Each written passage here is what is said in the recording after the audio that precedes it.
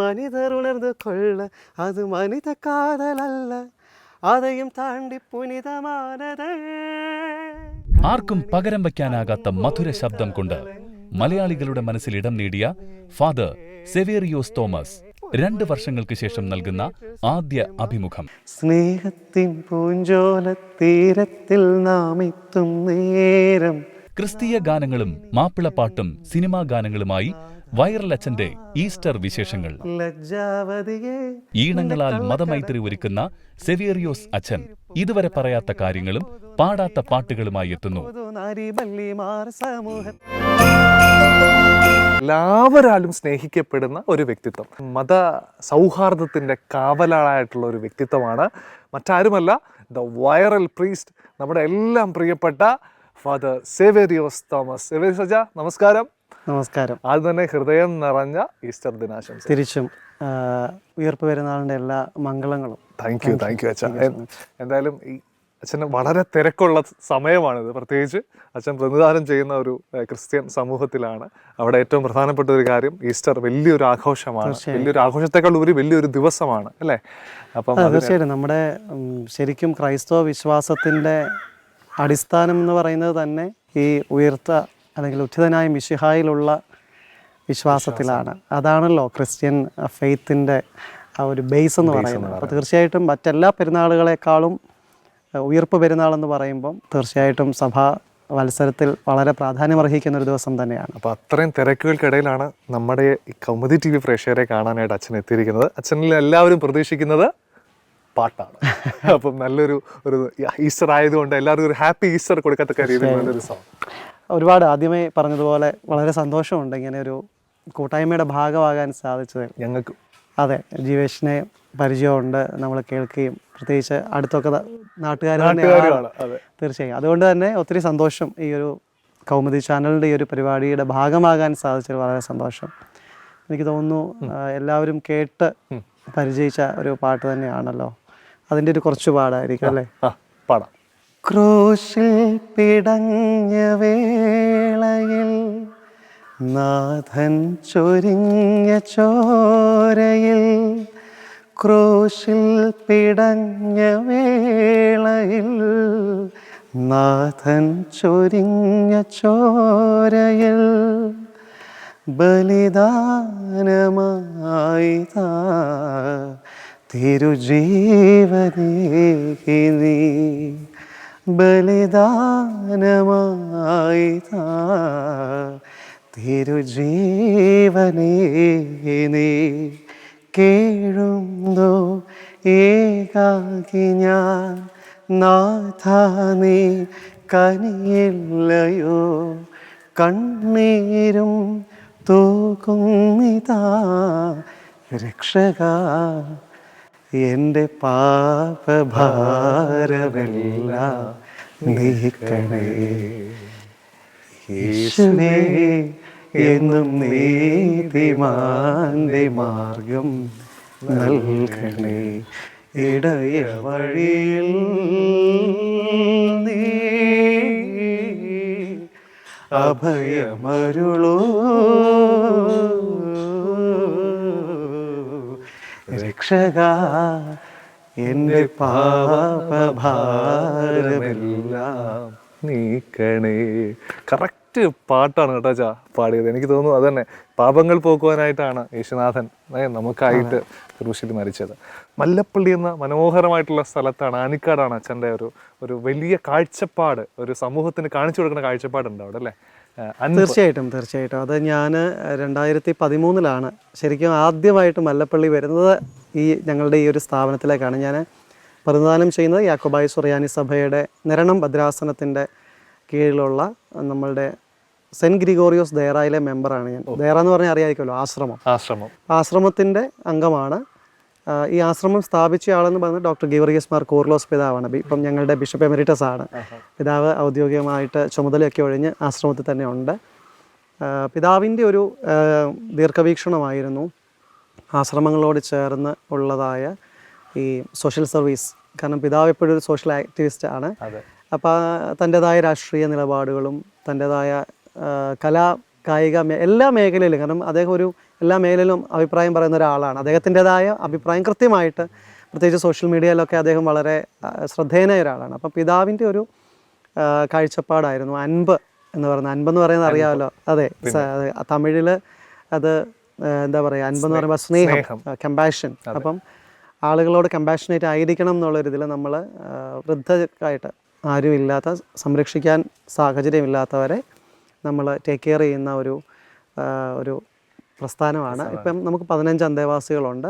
ഇതാണ് പ്രേക്ഷകർക്ക് കൊടുക്കാനുള്ളത്, ഈ ഈസ്റ്ററിന് കൊടുക്കാൻ പറ്റിയ ഏറ്റവും നല്ല മെസ്സേജ്. അതെ, ക്രിസ്തുവിൻ്റെ, ഞാൻ എപ്പോഴും പ്രത്യേകിച്ച് ഞങ്ങളുടെ ഒരു സന്യാസ സമൂഹങ്ങൾ അത്ര ആക്റ്റീവ് അല്ല. ഐ മീൻ കുറച്ചുകൂടി ഒരു കോണ്ടംപ്ലേറ്റീവ് കമ്മ്യൂണിറ്റിയാണ്. പക്ഷേ ഞങ്ങളുടെ ഈ പിതാവിൻ്റെ ഒരു ദീർഘവീക്ഷണം എന്ന് പറയുന്നതും അത് ഞങ്ങൾ ഫോളോ ചെയ്യുന്നത് ബെസേലിയോസിൻ്റെ, സെൻറ്റ് ബേസിലിൻ്റെ മൊണാസ്റ്റിക് റൂൾസ് ആണ്. അപ്പോൾ അദ്ദേഹം കൃത്യമായിട്ട് പറഞ്ഞിരുന്നു, അദ്ദേഹത്തിൻ്റെ ആശ്രമങ്ങളോട് ചേർന്ന്, അതായത് ലവ് ഓഫ് ഗോഡ് എന്ന് പറയുന്നത്, ദൈവസ്നേഹം എന്ന് പറയുന്നത് മനുഷ്യസ്നേഹമാണ്. മറ്റൊരു തരത്തിൽ പറഞ്ഞാൽ മാധവ സേവ എന്ന് പറയുന്നത് മാനവ സേവയാണെന്നുള്ള ആ വലിയ ഭാരതീയ ദർശനം, ഇതെല്ലാം കണക്റ്റഡ് ആണ്. ഞാൻ പറഞ്ഞില്ലേ, എന്തായാലും നമ്മൾ അച്ഛൻ്റെ ഈ ഈസ്റ്റർ നമ്മുടെ വിരുന്ന് നൽകുന്നത് സംഗീതത്തിലൂടെ. അച്ഛൻ്റെ സംഗീത യാത്ര എല്ലാവർക്കും എന്തറിയാം, എങ്കിൽ പോലും ഇപ്പം എല്ലാവരും കാത്തിരിക്കുന്നത് അച്ഛനെ കൊണ്ടൊന്ന് പാടിച്ചില്ലല്ലോ ഒരു മാപ്പിളപ്പാട്ടെന്നുള്ളതായിരിക്കും. ശരി, ആ പരാതി അങ്ങ് തീർക്കാം. അച്ഛ ഇതുവരെ പാടിയ പാട്ടുകളൊന്നും മാറിയിട്ട് വേറെ ഏതെങ്കിലും അച്ഛന് പെട്ടെന്ന് തോന്നുന്ന തീർച്ചയായിട്ടും ഈ മാപ്പിളപ്പാട്ടുകൾ ഇഷ്ടം പോലെ ഉണ്ട്.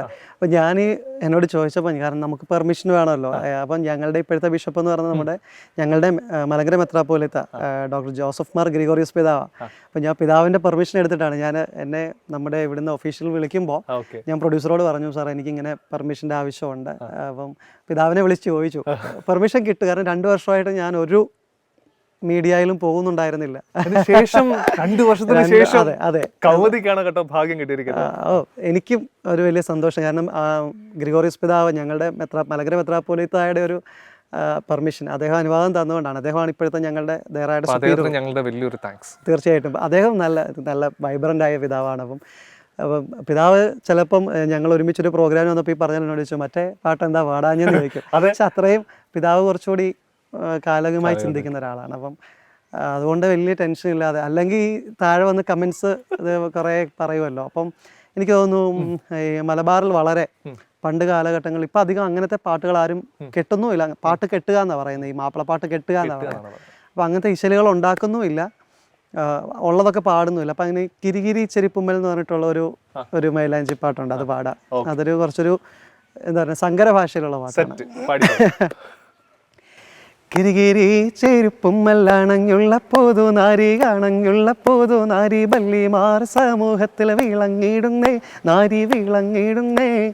പണികുറി വെച്ച പഞ്ചികൾ കാപ്പും ഗുണമെഴ് കല്ലുമണികൾ അടിപ്പും തലമുടി പൂരണം കെട്ടിക്കൊതിപ്പും കോടിപ്പാലും ചാമയങ്ങൾ പലതും മോടി പലതും മോടി. ഇടം വലം മഞ്ചത്തിമാർ കൈകൊട്ടിപ്പാടി കൈകൊട്ടിപ്പാടി. കിരികിരി ചെരുപ്പുമ്മൽ കിരികിരി ചെരുപ്പുമ്മല്ലണഞ്ഞുള്ള പൊതുനാരി കാണഞ്ഞുള്ള പൊതുനാരി ബല്ലിമാർ സമൂഹത്തിൽ വിളങ്ങിടുന്നേ, നാരി വിളങ്ങിടുന്നേ. സൂപ്പർ. ഒറ്റപ്പടത്തിന് ശേഷമാണ് മാപ്പിളപ്പാട്ടൊക്കെ? അല്ല, ഇതിന് മുമ്പേ യൂണിവേഴ്സിറ്റി കലോത്സവങ്ങളിലും എല്ലാം മാപ്പിളപ്പാട്ടിലും ഒക്കെ വിന്നറായ ഒരു വ്യക്തിയാണ്. മാത്രമല്ല കുഞ്ഞു കാലങ്ങളെ തൊട്ടേ, പ്രത്യേകിച്ച് മുസ്ലിം സമൂഹം ഇല്ലാത്തൊരു പ്രദേശത്ത് നിന്ന് വന്നൊരു വ്യക്തി. ഞങ്ങളുടെ പഞ്ചായത്തിൽ പോലും ഇല്ല, ഒരു വാടകയ്ക്ക് പോലും ആരും താമസിക്കുന്നില്ല എന്നുള്ളതാണ്. അതപ്പോൾ എൻ്റെ നാട്ടുകാർക്ക് ഭയങ്കര കൗതുകമായിരുന്നു. ഇപ്പം ഇവൻ എൻ്റെ റിലേറ്റീവ്സിനെ പോലും പലർക്കും അതിനെ അങ്ങോട്ട് ഉൾക്കൊള്ളാൻ, കാരണം എല്ലാവരും ഒരു അച്ഛനെന്ന് പറയുമ്പോൾ ഒരു പ്രത്യേക ഫ്രെയിം വർക്കിൽ നിന്നുകൊണ്ട് ആ കമ്മ്യൂണിറ്റിയുടെ പാട്ടുകൾ മാത്രം പാടുന്ന ഒരു ശൈലിയാണ്. കാരണം ഞാനൊരു പാട്ടുകാരനാണ് ബേസിക്കലി, എനിക്ക് തന്നെ ഒരു അത്ഭുതമൊന്നുമില്ല. കാരണം എനിക്ക് ഇൻസ്പിറേഷൻ ആയിട്ടുള്ള ഇന്റർവ്യൂവിലല്ലേ ഇത് പറയുന്നത്. പക്ഷേ ഞാനിപ്പോൾ പറയുന്നത് അച്ഛാ, തീർച്ചയായിട്ടും ആ ഒരു യോഗ്യത ഉള്ളതുകൊണ്ട് തന്നെയാണ് ഞങ്ങളെല്ലാം അച്ഛനെ തേടി എത്തുന്നത്. Thank God. എനിക്ക് ദൈവത്തോട്, എൻ്റെ പേരൻസിനോടും ദൈവത്തോടും എൻ്റെ ഗുരുക്കന്മാരോട്, എൻ്റെ വെൽവിഷേഴ്സിനോടാണ് നന്ദി പറയുന്നത്, എൻ്റെ മെൻറ്റേഴ്സിനോടും. നമുക്ക് ഗോൾഡൻ ബെൽസ് എന്ന് പറഞ്ഞിട്ടൊരു, അത് പ്യുവർലി നമ്മുടെ കല്യാണത്തിൻ്റെ മൈലാഞ്ചി ചന്തം ചേർത്ത് പിന്നെ വെഡ്ഡിങ് കൊയറുകൾ ചെയ്യുന്ന നമ്മുടെ ഒരു ബെന്നിച്ചേട്ടൻ്റെ സമിതിയായിരുന്നു. ചേട്ടൻ തലശ്ശേരിക്കാരനാണ്, പാലക്കാരനാണ്. തലശ്ശേരി പോയി ആളവിടെ ഫോംഡ് ആയുള്ള. അപ്പോൾ അവിടെ ഒത്തിരി ഗാനമേളകൾക്ക് പോയും വായിച്ചുമൊക്കെ ഈ ബെന്നിച്ചേട്ടനാണ് പറയുന്നത്, നിൻ്റെ ശബ്ദം ഈ ട്രഡീഷണൽ മാപ്പിള പാട്ടുകൾക്ക്, കാരണം പുള്ളി ഒരുപാട് സീനിയേഴ്സ് ആയിട്ടുള്ളവരോടൊക്കെ വർക്ക് ചെയ്തിട്ടുണ്ട് ഗാനമേളയ്ക്കും മാപ്പിള ഗാനമേളയ്ക്കൊക്കെ. അപ്പോൾ ചേട്ടൻ പഠിപ്പിച്ച കുറച്ച് പാട്ടുകളൊക്കെ ഇങ്ങനെ അത്യാവശ്യം ഈ പറഞ്ഞ മാണിക്യമലരായ പൂവി, സംഗൃതപമകരി, അതെല്ലാം പറഞ്ഞു എല്ലാം പാടാം. ബെന്നി ചേട്ടന് വേണ്ടി നമുക്കൊരു ഡെഡിക്കേറ്റ് എനിക്ക് അങ്ങനെ പാടുവാണ് ഞാൻ എപ്പോഴും സംഗൃതപമകരി. കാരണം അത് തന്നെ ആവട്ടെ ഞാൻ എംബോസിഷൻ പോലെ എഴുതി പഠിച്ചൊരു പാട്ടാണ്. അത് തന്നെ ആവട്ടെ. സംഗൃതപമകരി തങ്കത്തുങ്കത്തതിങ്കിണ തിങ്കൃത തിമികിട മേളം തകതം ധരി സരിഗമ തക്കള ജത്തത്തിൻ തിങ്കിണ തിന്തിമി താളം കൃതതാളം. അപ്പോൾ ഇതിങ്ങനെ പാടി. പക്ഷെ ഞാനിതെന്താണെന്ന് വെച്ചാൽ ഞാനിത് പാടുമ്പോൾ നമ്മുടെ ഈ നസ്രാണികളുടേതായ തനതായ കലാരൂപങ്ങളുണ്ട്. പക്ഷെ അതൊക്കെ കുറച്ച് അന്യം നിന്ന് പോവാണ്. ഇപ്പം മാർഗംകളി, കോൽകളി, പരിചമുട്ട്, അതുപോലെ തന്നെ ചവിട്ടുനാടകം, പോർച്ചുഗീസുകാരുടെ വരവോടുകൂടി ചവിട്ടുനാടകങ്ങൾ, അത് കൂടുതലും ലത്തീൻ സമുദായത്തിലാണ് അതിന് വേരോട്ടം. ഈ സിറിയൻ കമ്മ്യൂണിറ്റിയിൽ കൂടുതലും ഈ പറഞ്ഞ പരിചമുട്ട്, മാർഗംകളി, കോൽകളി ഒന്നും ഇപ്പം അറിയുന്നവരേ ഇല്ല. ഈ കോൽകളിക്കും മലബാറിലെ കോൽകളിയുണ്ട്. ഇതെല്ലാം ഇതിൻ്റെ അടവുകൾക്ക് ഇതിനൊക്കെ ഒരു യൂണിഫോമിറ്റി ഉണ്ട്. അപ്പം ഞാൻ ഈ പാട്ടും ഡാൻസും ഇഷ്ടമായ ഒരാളായതുകൊണ്ട് ഞാനിതെല്ലാം ഒബ്സർവ് ചെയ്യാറുണ്ടായിരുന്നു. അപ്പം അങ്ങനെയാണ് നമ്മുടെ മൈലാഞ്ചി പാട്ടുകളും വടക്കൻ മലബാറിലെ മൈലാഞ്ചി പാട്ടുകളും തമ്മിൽ ഒരുപാട് സാധ്യതകളുണ്ട്. അപ്പം വി എൻ കുട്ടി മാഷ് എന്ന് പറയുന്ന അദ്ദേഹം മരണപ്പെട്ടു. വി എൻ കുട്ടി മാഷ് അദ്ദേഹമാണ് മാപ്പിളപ്പാട്ടുകളെ ജനകീയവൽക്കരിച്ചവരിൽ ഒരാൾ. പ്രത്യേകിച്ച് ഈ ഇൻസ്ട്രുമെന്റ്സ് ഒക്കെ വെച്ചുകൊണ്ട് പാട്ടുകൾ പാടി ജനങ്ങളിലേക്ക് എത്തിച്ചു. അപ്പം അദ്ദേഹം ഒരു അധ്യാപകനായിരുന്നു. അദ്ദേഹത്തിൻ്റെ മാപ്പിളപ്പാട്ടുകളുടെ വേരുകൾ തേടി എന്ന് പറഞ്ഞൊരു പുസ്തകമുണ്ട്. അപ്പം ഞാൻ മാഷുമായിട്ട് എനിക്കിങ്ങനെ ഒരു ഇത് വന്നപ്പം മാഷിനെ പരിചയപ്പെടാനിടയായി. മാഷുമായിട്ട് ഫോണിൽ ബന്ധപ്പെടുകയും അല്ലാതെയൊക്കെ കാണുകയൊക്കെ ചെയ്തിട്ട് മാഷാണ് ഇതിനകത്തൊരു എന്താ പറയുക, ശരിക്കും നമുക്കൊരു ഗവേഷണത്തിനുള്ള വിഷയമാണ്. കാരണം മലയാള ഭാഷയുമായിട്ടൊക്കെ ഇത് ബന്ധപ്പെട്ട് നമ്മുടെ സംസ്കാരവുമായി ബന്ധപ്പെട്ട് ഒരു പാട്ട് പെട്ടെന്ന് മനസ്സിലേക്ക് വരുന്നത് മൈലാഞ്ചി കൊമ്പോടിച്ച് നീട്ടി വലിച്ചരച്ച് കൈക്ക് നീ ചപ്പമീട് പെണ്ണേ നിന്റെ മൈക്കണ്ണാലും ഞാലാടും പെണ്ണേ മൈക്കണ്ണാലും ഞാലാടും പെണ്ണേ. സൂപ്പർ. അച്ഛൻ ഇടയ്ക്കൊന്നു പറഞ്ഞു, നിങ്ങൾ കേട്ടോന്നറിയത്തില്ല, ഡാൻസ് നല്ലൊരു ഭരതനാട്യം കളിച്ച് സ്കൂൾ കാലഘട്ടത്തിലൊക്കെ പ്രൈസ് നമുക്ക് ഞാൻ പറഞ്ഞ മത്സരങ്ങൾക്ക് പോകാൻ ഞാൻ പറഞ്ഞല്ലോ, എപ്പോഴും അതിനുവേണ്ടി നിയോഗിതരായ കുറെ കമ്മ്യൂണിറ്റി ഉണ്ട്. പക്ഷെ നല്ല നർത്തകനാണെന്നുള്ളത് അത് അത്യാവശ്യം നമ്മുടെ ഒരു പേഴ്സണൽ നമുക്ക് ഒരു സർഗകലാവേദി ഉണ്ടായിരുന്നു. അപ്പം ഞാനും എൻ്റെ ഒരു ഫ്രണ്ടുണ്ട്, പുള്ളിക്കാരുടെ പേര് പറയുന്നത് നമുക്ക് ഇഷ്ടമാണ്, അതുകൊണ്ട് ഞാനത് പറയുന്നില്ല. നമ്മുടെ ചങ്കാണ്, ഹസ്ബൻഡും വൈഫും നല്ല സുഹൃത്തുക്കളാണ്. നമ്മുടെ ഒരു ക്രിസ്ത്യൻ കമ്മ്യൂണിറ്റിയിൽ പ്രത്യേകിച്ച് ഞാൻ ഒരു അരിസ്റ്റോക്രാറ്റിക് ഒരു സിറിയൻ കമ്മ്യൂണിറ്റിയിൽ നിന്ന് വന്ന ഒരാളാണ്. അപ്പം എൻ്റെ ഫാദർ പാട്ട് പാടുന്ന ഒരാളെ നന്നായി പാടുമായിരുന്നു. എൻ്റെ ഫാമിലിയിൽ മ്യൂസിക് ഉണ്ട്. പപ്പ പിന്നെ ട്രിപ്പിൾ കൊട്ടും, തബല കൊട്ടും. അപ്പം ഒരു താളബോധമുള്ള മനുഷ്യനാണ്.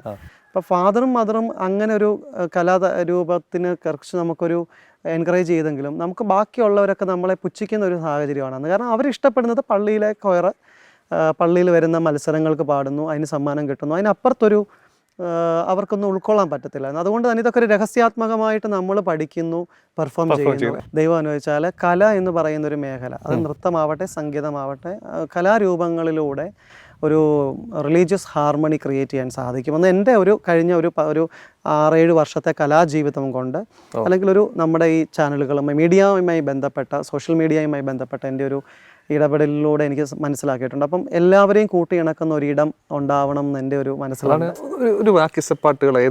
ഇപ്പം മൊഹീദ്ദീൻ മാലയിലെ തന്നെ ഇപ്പം അല്ലാ തിരുപ്പേരും സ്തുതിയും സ്വലവാത്തും അതിനാൽ തുടങ്ങുവാൻ അരുൾ ചെയ്ത ബേദാമ്പ, ഇതാണ് അതിൻ്റെ ഇത്. സെയിം തന്നെയാണ് നമ്മുടെ മരിച്ച വാങ്ങിപ്പോയവരെ ഓർത്ത് പ്രാർത്ഥിക്കുന്ന മാർ ബാലായുടെ ഒരു ബോസോയുണ്ട്. അതിൻ്റെ ട്രഡീഷണൽ ട്യൂണ് 8 നിറങ്ങളിൽ പാടാമെങ്കിലും കരുണ നിറഞ്ഞവനെ പുനരുത്ഥാനത്തിൽ നിന്നുടെ സൃഷ്ടിയെ നീ പുതുതാക്കിയിടണമേ. ഈ സെയിം മീറ്ററും സെയിം സ്ട്രക്ചറുമാണ്. അതാണിപ്പം അല്ലാ തിരുപ്പേരും സ്തുതിയും സ്വലവാത്തും അതിനാൽ തുടങ്ങുവാൻ അരുൾ ചെയ്ത ബേദാംബർ. കരുണ അല്ലാ തിരുപ്പേരും സ്തുതിയും സ്വലവാത്തും കരുണ നിറഞ്ഞവനെ പുനരുത്ഥാനത്തിൽ നിന്നുടെ സൃഷ്ടിയെ നീ പുതുതാക്കിയിടണമേ. അച്ഛൻ്റെ ശരിക്കും ഇങ്ങനെ കേട്ട് നമ്മൾ സമയം പോകണമെന്ന് അറിയില്ല. എനിക്ക് പോകേണ്ട ഒരു പ്രധാന ഭാഗത്തിലേക്ക് എന്ന് പറഞ്ഞാൽ അച്ഛൻ്റെ കുട്ടിക്കാലം തന്നെയാണ്. ഞാനൊരു കാര്യം അച്ഛനോട് ചോദിക്കുകയാണ്, ഇത് സംഭവിച്ചാണോ എന്ന് ചോദിക്കണം. ഞാൻ അച്ഛനിൽ നിന്ന് മനസ്സിലാക്കിയതാണ്, അമ്മയും 2 മക്കളും ഈ കട്ടിലിൽ കിടന്നുറങ്ങുന്നു. മകനാണെങ്കിൽ തീക്ഷ്ണമായിട്ടുള്ള ആഗ്രഹം പാട്ട് കേൾക്കണമെന്ന്. അപ്പോൾ മകൻ എന്ത് ചെയ്യും, ആ വീട്ടിലാരും ഉച്ചത്തിൽ പാട്ട് വെക്കാൻ സമ്മതിക്കൂല. മകൻ ചെന്നിട്ട് റേഡിയോ ഒക്കെ ഓണാക്കിയിട്ട് ആകാശവാണിയിൽ രഞ്ജിനി ഇരുന്ന് കേൾക്കും രാത്രി 10:30. അതെന്താ അറിയോ, ഞങ്ങൾ അതൊക്കെ ഇതൊക്കെ എങ്ങനെ മനസ്സിലായി, ഭയങ്കരമായിട്ട് ഹോംവർക്ക് ചെയ്തിട്ടുണ്ടെന്ന് മനസ്സിലായി. എവിടെയോ ഞാൻ പറഞ്ഞിട്ടുണ്ട് ഇത്.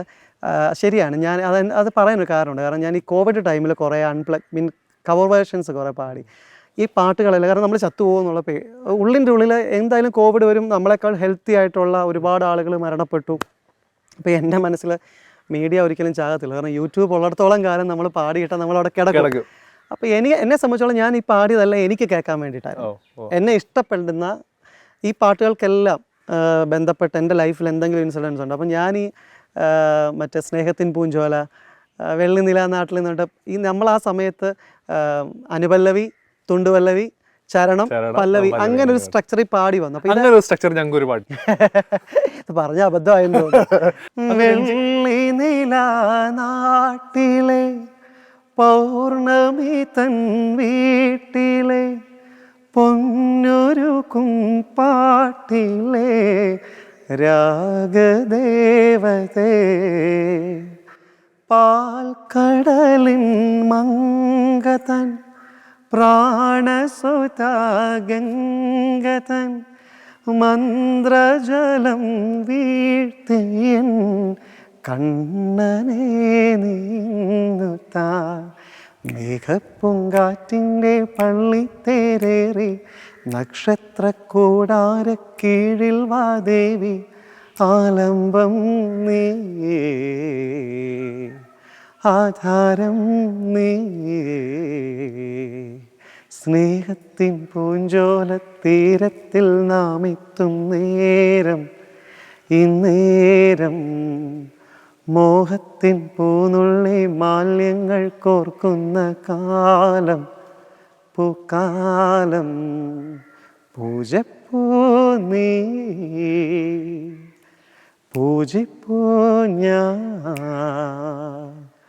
പന്നീരും തേനും കണ്ണീരായി താനേ. Amazing, super. ഈ രഞ്ജിനിയിലൊക്കെ ഇത് കേട്ട?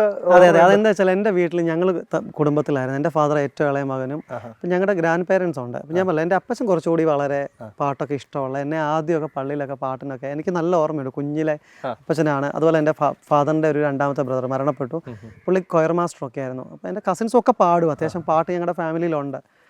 അപ്പം അപ്പച്ചൻ കുഴപ്പമില്ല. പക്ഷേ അമ്മച്ചിയൊക്കെ ഉള്ളൊരു വീട്ടിൽ രാത്രിയിൽ അറിയാമല്ലോ, പ്രായമുള്ള ആളുകൾ ഒരു 9 മണിക്കകത്ത് 9:30 കിടക്കും, അവരുറങ്ങും, രാവിലെ എണ്ണിക്കും, പ്രാർത്ഥിക്കും. അപ്പം ഇതിങ്ങനെ കുറച്ച് വയ്ക്കും. അപ്പം എന്നെ സംബന്ധിച്ചോളം എനിക്ക് പാട്ട് അന്നും ഇന്നും എപ്പോഴും ഉച്ചത്തിൽ കേൾക്കണം, ആസ്വദിക്കണം. അപ്പം ഞാനിങ്ങനെ അതിങ്ങനെ കൂട്ടും, അത് അമ്മ കുറയ്ക്കും. അപ്പം നമ്മൾ കിടക്കുന്ന ഈ ഒരു ടേബിൾ ഫാന്, റേഡിയോ, എനിക്കിപ്പോഴും ഉണ്ട്. അപ്പം ഞങ്ങളുടെ പഴയ വീടും ഞാനും അമ്മയും അനിയനോട് അല്ല കിടക്കുന്നത്. അപ്പം ഞങ്ങൾ ആ ഒരു പപ്പ പുറത്തായിരുന്നു, സൗദിയിലായിരുന്നു. അപ്പം ആ ഒരു ഓർമ്മ ഭയങ്കരമാണ്. അപ്പോൾ ആ പാട്ടുകളാണ് ഞാൻ, അതുകൊണ്ടാണ് 80s 90s മെലഡീസാണ് എൻ്റെ എപ്പോഴും ഹൃദ്യമായിട്ട് മനസ്സിലുള്ള. 80കളിലെയും 90കളിലെയും ആ പാട്ട്, ആ നൊസ്റ്റു അച്ഛൻ്റെ മനസ്സിൽ ഇങ്ങനെ കിടപ്പുണ്ട്. അപ്പോൾ ആ മുറിയിൽ അതുപോലെ ആ റേഡിയോ വെച്ച് പാട്ട് കേൾക്കുന്ന ആ ഒരു സന്ദർഭം ഓർത്തുകൊണ്ട് തന്നെ, ആ നൊസ്റ്റു അടിച്ചുകൊണ്ട് തന്നെ അച്ഛൻ ആ 90കളിലോ 80കളിലെ മനസ്സിൽ നല്ല പാട്ടുകൾ ഒരുപാടുണ്ട്. അങ്ങനെയൊക്കെ പറയാതെ രഞ്ജിനി എല്ലാ മിക്കവാറും എനിക്ക് തോന്നുന്നു അന്ന് വെള്ളിയാണോ, അതൊരു എല്ലാ ദിവസവും രാത്രി 10:30, കൃത്യം ഓർമ്മയില്ല. എനിക്ക് അത്ര പ്രായമില്ലാത്തോണ്ട് എങ്ങനെ. അപ്പൊ എന്തായാലും 30s ആണ്. എനിവേ, അപ്പം പോട്ടെ, 17. ഞാൻ എനിക്ക് അതിനകത്ത് പെട്ടെന്ന് ഓർമ്മ വരുന്നത്, നെറ്റിയിൽ പൂവുള്ള സ്വർണ്ണ ചിറകുള്ള പക്ഷി, നീ പാടാത്തതെന്തേ, നെറ്റിയിൽ പൂവുള്ള സ്വർണ്ണ ചിറകുള്ള പക്ഷി, നീ പാടാത്തതെന്തേ, ഏതു പൂമേട്ടിലോ മേടയിലോ നിന്റെ തേൻ കുടം വച്ചു മറന്നു, പാട്ടിൻ്റെ തേൻ കുടം വച്ചു മറന്നു, പക്ഷേ നെറ്റിയിൽ പൂവുള്ള സ്വർണ്ണ ചിറകുള്ള പക്ഷി നീ പാടാത്തതിൻ്റെ.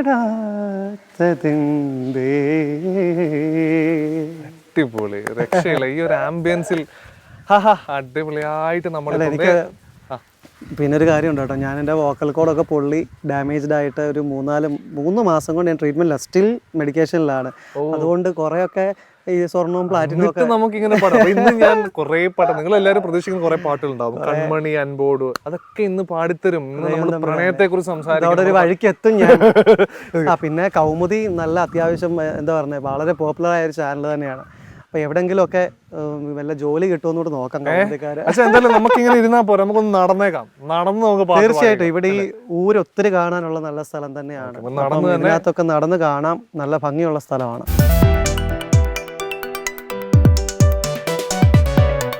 ഇത് പറഞ്ഞപ്പോഴാ നമ്മുടെ അച്ഛന്റെ ഫാൻസ്, ആരാധകർ അച്ഛനോട് എന്തൊക്കെയാ ചോദിക്കുക. ആരാധകരുടെ ഒരു റെസ്പോൺസ് എങ്ങനെയാണ് അച്ഛാ ഓരോ പാട്ട് കഴിയുമ്പോഴും? ആരാധകരൊക്കെ സിനിമാക്കാർക്കും സെലിബ്രിറ്റീസിനും അല്ലേ, നമ്മളൊരു പാവപ്പെട്ട പട്ടക്കാരൻ. അതാണോ ഞാൻ കണ്ടോണ്ടിരിക്കുന്നത്? അങ്ങനല്ല, അങ്ങനെയല്ല. ഞാൻ ആരാധകർ എന്ന് പറയുന്ന സീരിയസ്ലി ഞാനൊരു അളിഞ്ഞ എളിമയായിട്ടൊന്നും വിചാരിക്കല്ലേ. ആരാധകർ എന്നുള്ളതിനേക്കാൾ നമ്മളെ സ്നേഹിക്കുന്ന മനുഷ്യരുണ്ട് ശരിക്കും. ഈ പാട്ട് കേട്ട്, അല്ലെങ്കിൽ ഞാൻ പറഞ്ഞില്ല, ഞാൻ 2013 മുതൽ ഫേസ്ബുക്കിൽ വളരെ ആക്റ്റീവായിട്ട് കൃത്യമായിട്ട് എഴുതിക്കൊണ്ടിരുന്ന ഒരാളാണ്. അപ്പോൾ അന്ന് അത്യാവശ്യം എഴുത്തിനെ ഇഷ്ടപ്പെടുന്നവരുടെ ഒരു ഗ്രൂപ്പുണ്ട്.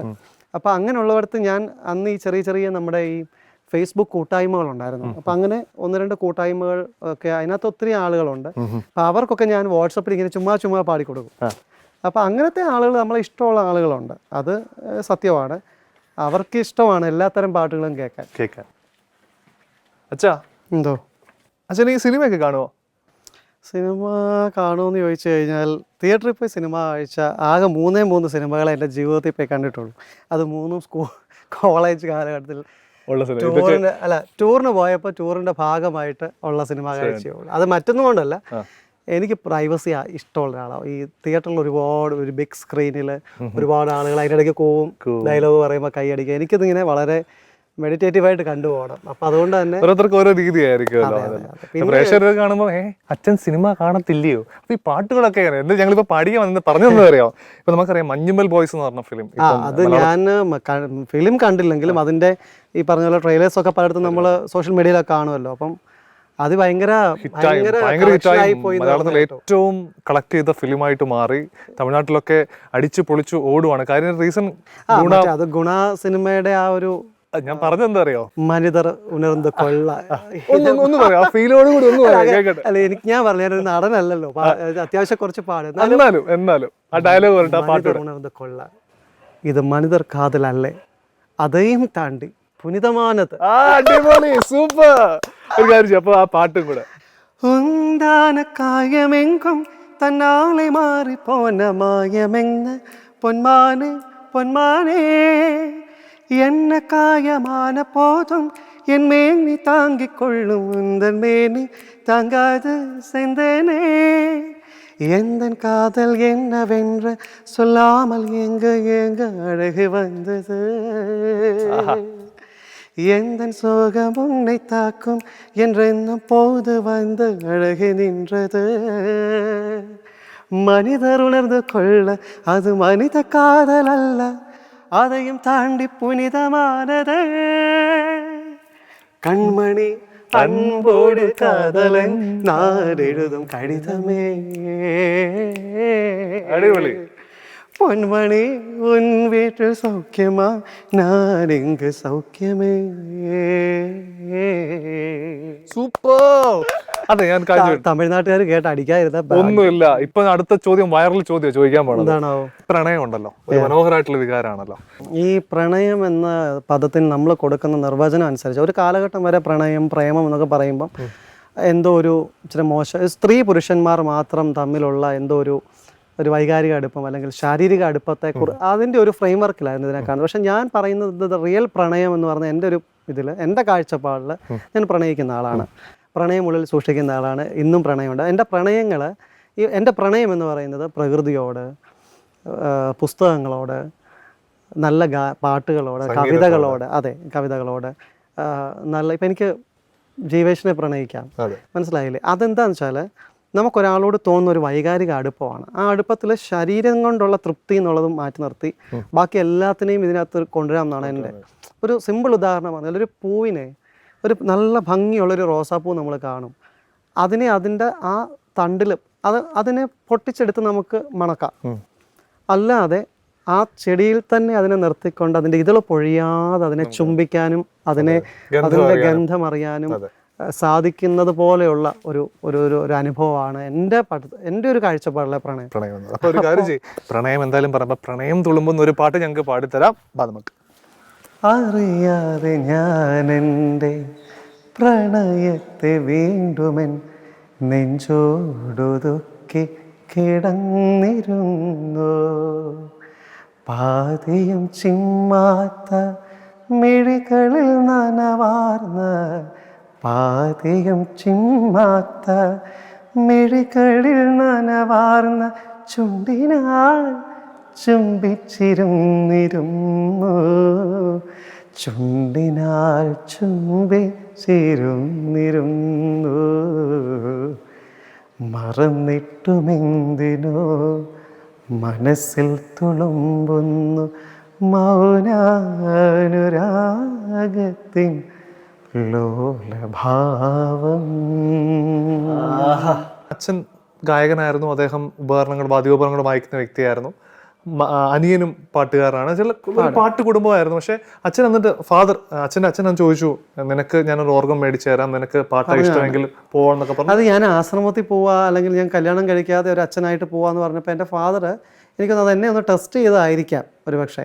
അത് പക്ഷേ അദ്ദേഹം വളരെ സീരിയസ് ആയിട്ട് തന്നെ പറഞ്ഞ കാര്യം തന്നെയാണ്. കാരണം പാട്ട് പഠിക്കുകയും ഇഷ്ടമുള്ള ഒരാളും കൊയറുമായിട്ടൊക്കെ നടക്കുമ്പോൾ, പിന്നെ പള്ളിയിലായാലും വളരെ ആക്റ്റീവായിരുന്നു, നല്ല കുഞ്ഞായിട്ട് ജീവിച്ച ഒരാളാണ്, അലമ്പാനൊന്നുള്ള സാഹചര്യം കേട്ടിട്ടില്ല.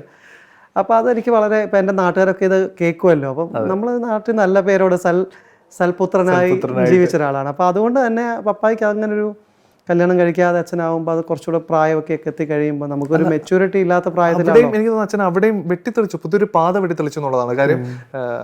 സന്യാസം ജീവിതമായിട്ട് സംഗീതത്തെ വിട്ടില്ല. അല്ല, ഞാനതെന്താ അറിയോ, ഞാനത് വിടാത്തതിൻ്റെ കാരണം വെച്ചാൽ എനിക്ക് തോന്നുന്നു ഞാനൊരു സന്യാസി ആയതുകൊണ്ടാണെന്ന് തോന്നുന്നു കുറച്ചുകൂടി എനിക്ക് ഇതിനകത്ത് കോൺസെൻട്രേറ്റ് ചെയ്യാൻ പറ്റുന്നത്. ഇപ്പം ഞാൻ കല്യാണം കഴിച്ചിരുന്നെങ്കിൽ തീർച്ചയായിട്ടും ഒരു 6 മാസത്തിനകം അടിച്ചു പിരിഞ്ഞു പോയത്. കാരണം അത് വേറെ ഭീകരനായതുകൊണ്ടല്ല, എനിക്ക് എൻ്റെ ഒരു സ്പേസ്, എൻ്റെ പ്രൈവറ്റ് സ്പേസ്, എൻ്റെ പേഴ്സണൽ സ്പേസ് എനിക്ക് വേണം എന്നുള്ളൊരു ഒരു നിഷ്ഠയുള്ള ഒരാളാണ്. അപ്പം ആ സമയത്ത് ചിലപ്പോൾ ഞാൻ നല്ല പാട്ടുകൾ കേൾക്കാൻ ഇഷ്ടപ്പെടുന്ന സമയത്തായിരിക്കും ഒരുപക്ഷെ ഞാൻ കല്യാണം കഴിച്ച ഒരാളാണ്, എൻ്റെ ജീവിത പങ്കാളി അവർക്ക് അറ്റൻഷൻ കൊടുക്കേണ്ട ഒരു സമയം. എനിക്കിതൊരിക്കലും കോംപ്രമൈസ് ചെയ്യാൻ പറ്റത്തില്ല.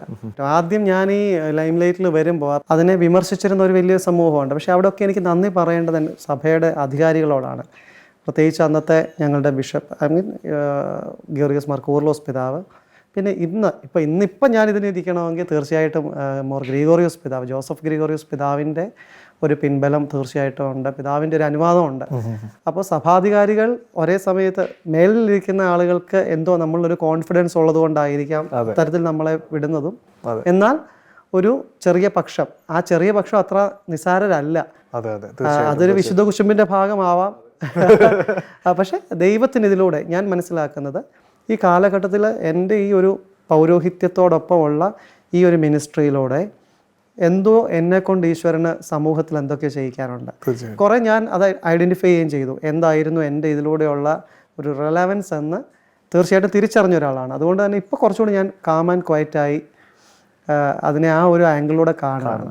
ഞാനെപ്പോഴും എൻ്റെ ഒരു സ്ലോഗനായിട്ട് പറഞ്ഞിട്ടുണ്ട്, കലയ്ക്ക് ജാതി മതവും ഇല്ല, വിശപ്പിന് മതമില്ല. അപ്പോൾ മതമുണ്ട്, അതെങ്കിൽ നമുക്ക് വിശ്വാസമുണ്ട്, അതിന് അപ്പുറമാണ് മാനുഷിക ബോധ്യങ്ങൾ, മൂല്യങ്ങൾ എന്നുള്ളതാണ് ഞാൻ ഇതിലൂടെ പറയാൻ ശ്രമിക്കുന്നത്. നമ്മൾ ക്രിസ്തുദേവന്റെ മനോഹരമായിട്ട് തീർച്ചയായിട്ടും ക്രിസ്തു തന്നെയാണ്. കാരണം ഞാൻ എല്ലാവർക്കും വേണ്ടിയിട്ടാണ് ക്രിസ്തു വന്നത്, സകല ജനപദങ്ങൾക്കും ഉണ്ടാകുവാനുള്ള മഹാസന്തോഷം എന്നാണ് ക്രിസ്തുവിൻ്റെ അവതാരത്തെക്കുറിച്ച് വിശുദ്ധ ബൈബിൾ പഠിപ്പിക്കുന്നത്. അപ്പം അതാണ് ഈസ്റ്ററിലും എല്ലാവർക്കും വേണ്ടി, അവൻ ചുങ്കക്കാർക്ക് വേണ്ടിയും വേശ്യാസ്ത്രീകൾക്ക് വേണ്ടിയും പാപികളായ മനുഷ്യരായിട്ട് അന്ന് മുദ്ര കുത്തിയിരുന്ന വിജാതിയർ, അധകൃതരായിട്ട് അന്ന് യഹൂദ മതം പുറജാതികളെന്ന് പറഞ്ഞ് തള്ളിക്കളഞ്ഞിരുന്ന മനുഷ്യർക്ക് വേണ്ടിയാണ് ക്രിസ്തു വന്നത്. നല്ലൊരു പാട്ടിലേക്ക് പോവാം. ക്രിസ്ത്യൻ ഡിവോഷണലാണെങ്കിൽ എനിക്ക് ഏറ്റവും ഇഷ്ടമുള്ളൊരു പാട്ടാണ് തിരുനാമ കീർത്തനം പാടുവാനല്ലെങ്കിൽ നാവിനിക്കെന്തിനു നാഥാ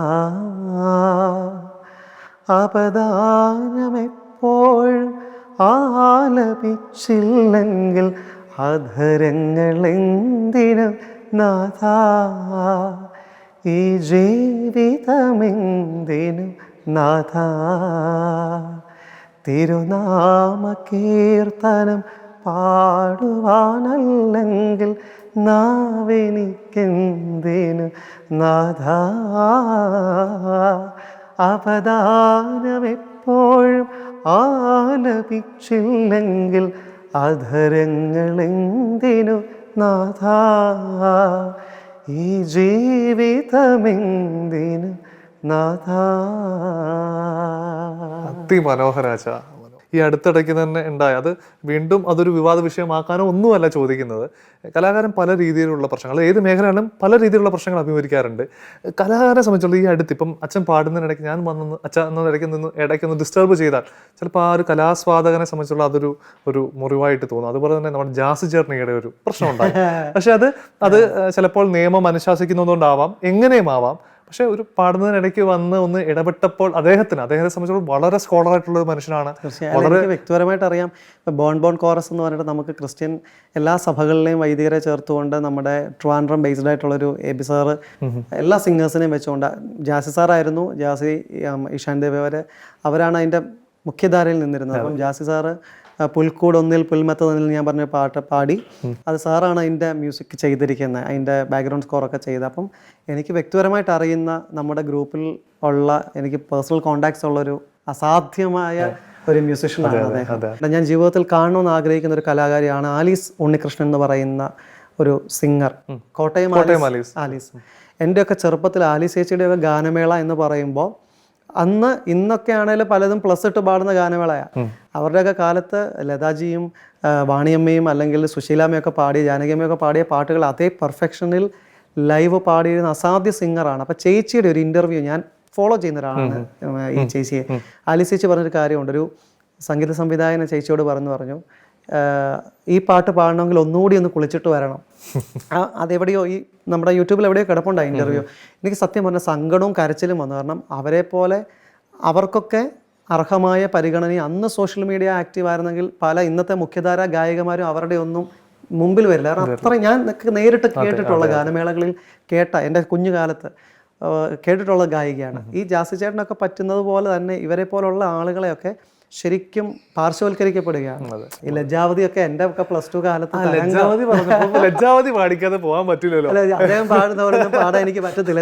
എന്നാലും ലജ്ജാവതിയെ നിന്റെ കള്ളക്കട കണ്ണിൽ, ലജ്ജാവതിയെ നിന്റെ കള്ളക്കട കണ്ണിൽ, താഴമ്പൂവോ താമരത്താലോ തേനോ തേന്നിലാവോ, താമരമൊട്ടോ മല്ലിക്കൊളുന്നോ മീനോ വാരിവില്ലോ, തൊട്ടൊരുമി നിന്നാട്ടെ തൊട്ടാവാടി പെണ്ണാളെ, മാനസക്കൊട്ടാര കെട്ടിലകത്തുള്ള റോജ രാജറാടി. ലജ്ജാവതിയെ നിന്റെ കള്ളക്കട കണ്ണിൽ, ലജ്ജാവതിയെ നിന്റെ കള്ളക്കട കണ്ണിൽ. അടിപൊളി. പുതിയ അച്ഛന്റെ സംഗീത വിശേഷങ്ങൾ എന്തൊക്കെയാണ്? എന്തൊക്കെയോ പുതിയ പുതിയ കാര്യങ്ങൾ അച്ഛൻ തേടിയെത്തുന്നു. മെഹഫിൽസ് ഒക്കെ താങ്കൾ ഒരു എന്താ പറയുന്നത്, എവിടെയൊക്കെയോ ഒളിക്യാമറ ഫിറ്റ് ചെയ്തിട്ടുണ്ടെന്നുള്ളതാണ്. അങ്ങനല്ല, ഞാൻ എൻ്റെ മനസ്സിലെ കുറേ കാര്യങ്ങളൊക്കെ എന്തായാലും ഒരു നല്ല ഹോംവർക്ക് ചെയ്തിട്ടുണ്ടെന്ന് എനിക്ക് മനസ്സിലായി ഉണ്ട്. കാരണം നമുക്ക് ഓൾറെഡി എനിക്ക് മലബാറിൽ ഞങ്ങൾക്ക് തട്ടുംപുറം കട്ടൻ ചായ എന്ന് പറഞ്ഞിട്ട് നമുക്കൊരു പ്രോജക്റ്റ് ഉണ്ടായിരുന്നു. അത് ഈ കോവിഡ് വന്ന് അങ്ങ് നിന്നുപോയി. അപ്പോൾ നമുക്ക് ബാസീം എന്ന് പറയുന്ന നമുക്ക് നമ്മുടേതായ ഒരു ബാൻഡുണ്ട്. അത് മെഹഫിലാണ്, ക്രിസ്ത്യൻ മെഹഫിലാണ്. പക്ഷെ ഗസൽസ് എല്ലാം ചെയ്യുന്നുണ്ട്. അപ്പോൾ അതിൽ മലബാറിൽ വളരെ സീനിയറായിട്ടുള്ള ആർട്ടിസ്റ്റുകളുണ്ട്. മലബാറിലെ അറിയപ്പെടുന്ന കലാകാരന്മാർ എൻ്റെ കൂടെ എനിക്ക് വേണ്ടി അവർ സമയം കണ്ടെത്തുകയാണ് എന്നോടുള്ള സ്നേഹത്തെ പ്രതി. അപ്പോൾ ഞങ്ങളുടെ അങ്ങനെയുള്ള പള്ളികൾ കേന്ദ്രീകരിച്ചുള്ള ഷോസ് നമ്മൾ ചെയ്യാറുണ്ട്. കേട്ടുമറന്ന നല്ല നല്ല പാട്ടുകൾ വെച്ചിട്ട്. പിന്നെ എൻ്റെ ഒരു എന്താ പറയുക, ഒരു പ്രോജക്റ്റായിട്ട് ഞാനിപ്പം വെച്ചിരിക്കുന്നത് ഇമ എന്ന പേരിലൊരു നമ്മളൊരു സംഭവം. ഇമ എന്ന് പറഞ്ഞാൽ അറിയാമല്ലോ, കണ്ണ്. അപ്പോൾ കണ്ണാണ് കാഴ്ച തരുന്നത്. അപ്പോൾ കലാകാരൻ കാഴ്ചയുള്ളവനും കാഴ്ചപ്പാടുള്ളവനും ഉൾക്കാഴ്ചയുള്ളവനും ആകണം. പിന്നെ സമൂഹത്തിൻ്റെ ഈ കാലഘട്ടത്തിലെ മാറ്റങ്ങളെ കാണാനും ഉൾക്കാഴ്ചയോടെ അതിനോട് ക്രിയാത്മകമായി പ്രതികരിക്കാനും കലാകാരികൾക്ക് സാധിക്കണം എന്നുള്ളതാണ് എൻ്റെ ഒരു ഹൃദയമുള്ള പുരോഹിതൻ എന്ന നിലയിൽ എൻ്റെ ഒരു കാഴ്ചപ്പാട്. ഒന്ന്. രണ്ട്, അതിനെ വെച്ചുകൊണ്ടാണ് embrace music and art. Super. അപ്പം ഞങ്ങളതൊരു ഇന്ന് സത്യത്തിൽ ഇപ്പം ഇതെൻ്റെ ഒരു 3-4 വർഷമായിട്ട് എൻ്റെ മനസ്സിൽ കിടക്കുന്ന ഒരു ആശയമാണ്.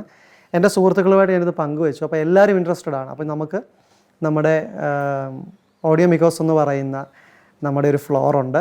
അതിൽ വെച്ചിട്ട് അവിടെ നമുക്ക് ഒത്തിരി നല്ല കുഞ്ഞുങ്ങളുണ്ട്. ഇപ്പം ഒത്തിരി കഴിവുള്ള ഒത്തിരി പിള്ളേർ ഉണ്ട്. അപ്പം അവരെയൊക്കെ ചേർത്ത് അവസരങ്ങളില്ലാത്തവർക്ക് അവസരങ്ങൾ കൊടുക്കുക, നമ്മുടെ പരിമിതമായ അവസരങ്ങളിൽ അവരെ കൂടി ഉൾപ്പെടുത്തുക.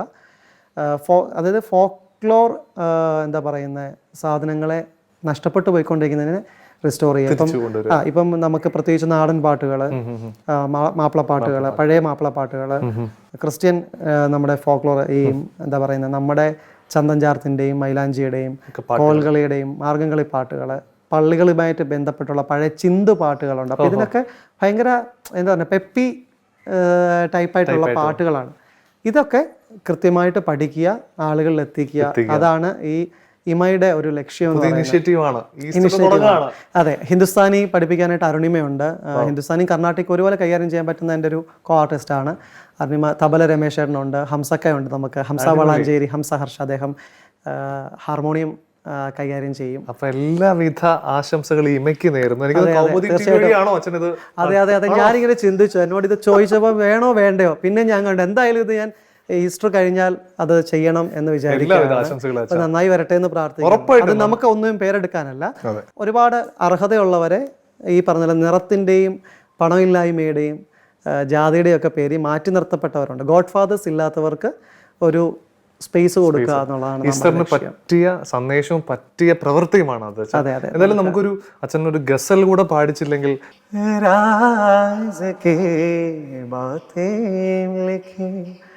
और खत खुला रहने दिया, जाने क्यों रुसवाइयों का सिलसिला रहने दिया, रहने दिया, राज के बातें लिखी और खत खुला रहने दिया. എന്തായാലും നമുക്ക് സമയം പോയത് അറിഞ്ഞില്ല. ഒരു ഈസ്റ്റർ ദിനത്തിൽ ഞങ്ങൾക്കായിട്ട് ഞങ്ങളുടെ അതിഥിയായിട്ട് എത്തി കൗമുദി ടിവിയുടെ പ്രേക്ഷകർ, ഇത് പ്രശ്നം മാത്രമല്ല ലോകമെമ്പാടുമുള്ള സംഗീതത്തെ സ്നേഹിക്കുന്ന ആസ്വാദകർക്ക് അങ്ങ് കുറച്ച് നിമിഷങ്ങൾ സമ്മാനിച്ചു. ഞങ്ങളുടെ ഒരു ഈസ്റ്റർ സന്ദേശം കൂടി നൽകണം. തീർച്ചയായിട്ടും എനിക്കും കൗമുദി ചാനലിൻ്റെ പ്രേക്ഷകരുമായിട്ട് ഈ ഈസ്റ്റർ ദിനത്തിൽ ഒരുമിച്ച് കൂടാൻ സാധിച്ചതിൽ എനിക്ക് ഒരുപാട് സന്തോഷമുണ്ട്. കുറേ നാളുകൾക്ക് ശേഷം ഇങ്ങനെ ഒരു മുഖ്യധാര ചാനലിൻ്റെ ഒരു പരിപാടിയുടെ ഭാഗമായതിൽ, അപ്പോൾ അതിനെന്നെ ക്ഷണിച്ച അതിൻ്റെ എല്ലാ പ്രവർത്തകരോടും നന്ദി പറയുകയാണ്. തീർച്ചയായിട്ടും ഈസ്റ്ററിൻ്റെ സന്ദേശം എന്ന് പറയുന്നത് എല്ലാവരെയും ചേർത്ത് പിടിക്കുന്ന ഒരു സന്ദേശം തന്നെയാണ്.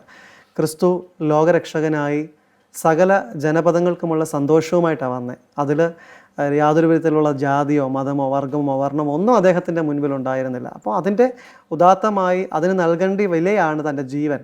യേശുക്രിസ്തു എല്ലാവരെയും സ്നേഹിക്കുക വഴിയായി തൻ്റെ ജീവനെ മറുവിലയായി നൽകി എന്നാണ് ബൈബിൾ പറയുന്നത്.